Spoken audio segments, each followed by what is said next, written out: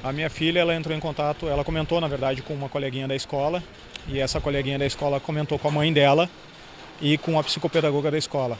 E aí a psicopedagoga chamou ela para conversar, e só que foi uma conversa muito rápida, porque naquele dia a gente até inclusive buscou ela mais cedo da escola.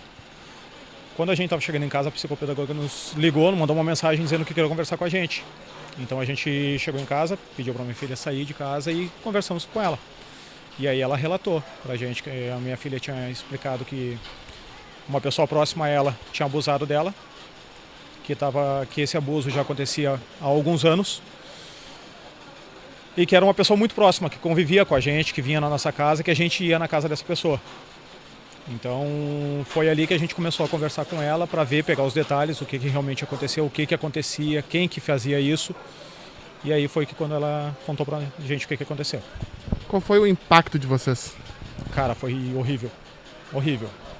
Eu não tenho muita palavra para descrever isso, entendeu? A gente ficou chocado. A gente não acreditou, não é isso, entendeu? Porque a gente acreditou na palavra dela. Mas é uma coisa tão surreal pra gente que nunca imaginou num negócio desse nível, dessa psicopatia. A gente não demorou um pouco para associar, para assimilar a coisa. Tanto é que a gente descobriu isso na quarta-feira de noite. E na quinta-feira, a gente começou a gente não dormiu aquela noite e a gente começou a formular o que a gente poderia fazer, o que deveria ser feito. E na sexta-feira, daí, a gente foi na delegacia. Vocês tinham uma relação de amizade com o acusado, né?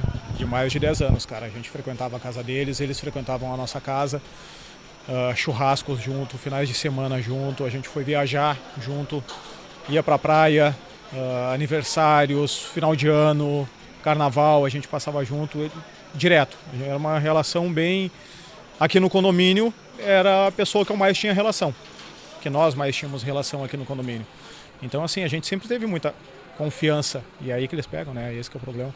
Então a gente sempre teve muita confiança, a gente agora, 2 meses e meio atrás, a gente estava jantando um na casa do outro, até descobrir. Então a gente sempre teve uma relação muito próxima, digamos assim, sabe? Vocês que deram pontapé inicial na denúncia e seguiram esse tempo em silêncio, como é que foi esse tempo? Bem ruim. A gente descobriu isso já faz um mês e alguma coisa. E aí a gente foi para a delegacia e conversamos com o pessoal lá da delegacia.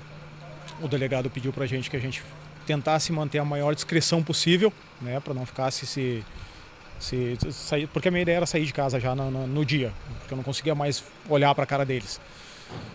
Mas o delegado pediu para a gente, se a gente pudesse, se fosse possível, para a gente tentar manter um pouco mais de discrição para não alertar ninguém. Então a gente teve que ficar esse tempo todo morando do lado, convivendo muito próximo. Eu passando na frente da casa dele para entrar e para sair na minha casa, eu era obrigado a passar na frente da casa deles. E sempre tentando disfarçar a raiva, né? A irritação que a gente tinha. Mas foi bem complicado mesmo. Ontem à noite estiveram lá em casa os pais da amiguinha da minha filha, que também sofreu o abuso por ele. E me contaram a situação, contaram que eles não puderam contar antes porque tinha toda uma investigação em andamento. Aí a minha filha estava na casa do pai dela ontem de noite. Então ela chegou em casa hoje, lá perto do meio-dia, e nós questionamos ela se alguma vez ele tinha levado ela para o quarto, porque na outra menina que foi abusada, ele sempre levava para o quarto para fazer as coisas com ela. Aí eu expliquei para minha filha que ela deveria falar a verdade, até para ajudar a amiga, que isso era um caso de polícia. E a minha filha disse que sim, que ele levava ela para o quarto, botava a mão dentro da calça dela, mexia ali na pepequinha dela, eles brincavam de esconder.